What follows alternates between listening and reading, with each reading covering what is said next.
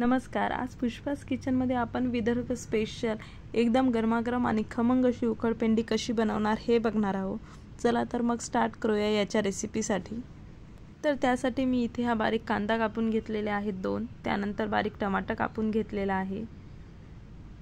या मिरच्या देखील घेतलेल्या आहेत मी तळून घेण्यासाठी. या मी अर्ध्यातून कापून घेतलेल्या आहेत.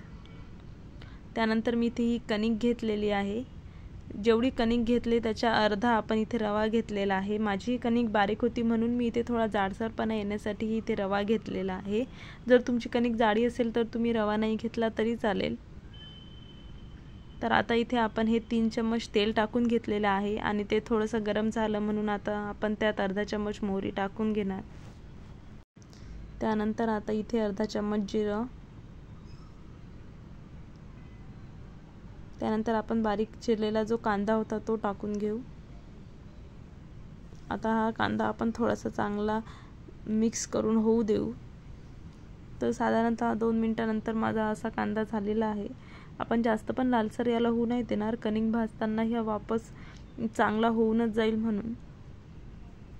तर मी इथे हे अर्धा चम्मच हळद घेतली होती आणि इथे मी हे 1 ते 1.5 चम्मच तिखट टाकून घेणार आहे.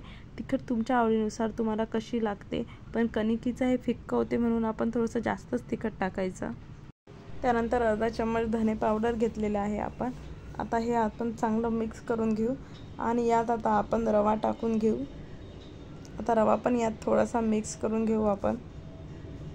त्यानंतर आपण जी कणिक घेतली होती ती कणिक टाकून घेणार.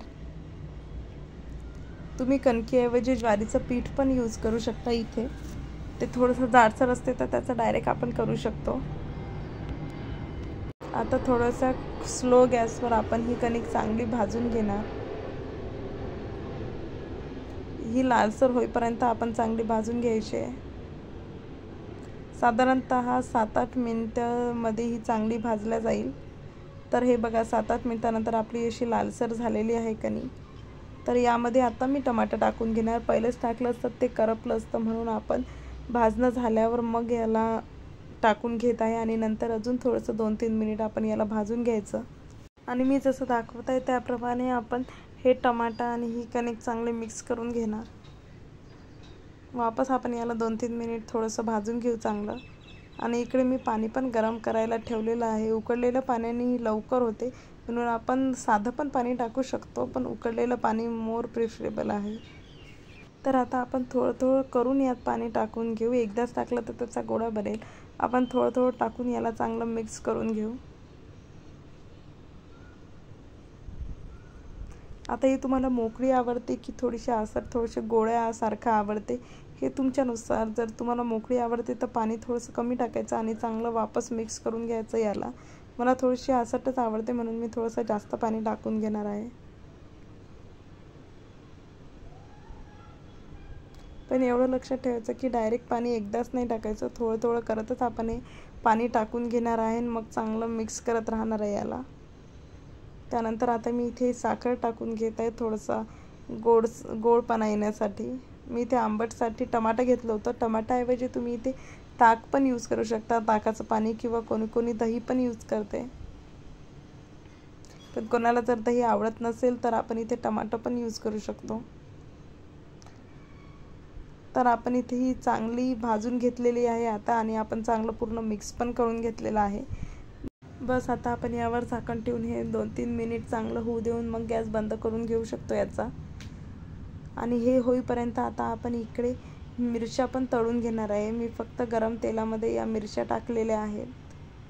या पण आपण ह्या मिरच्या काढून घेतल्यावर यात मीठ टाकून हे आपण उकडपेंडीसोबत खाऊ शकतो. विदर्भात तर उकडपेंडीसोबत या मिरच्या लागतातच. सो इकडे आपली उकडपेंडी पण तयार झालेली आहे. तर आपण यावर बारीक कोथिंबीर टाकून एकदा ही मिक्स करून घेऊ आणि मग आपली उकडपेंडी सर्व करण्यासाठी रेडी आहे. तर तुम्ही इथे बघू शकता उकडपेंडीसोबत आंबट जर पाहिजे असेल तर मी इथे हे दही करून घेतलेलं आहे. त्यासोबत या तिखट अशा मिरच्या तळून घेतलेल्या आहे आपण, आणि कैरी पण तुम्हाला लागलं तर.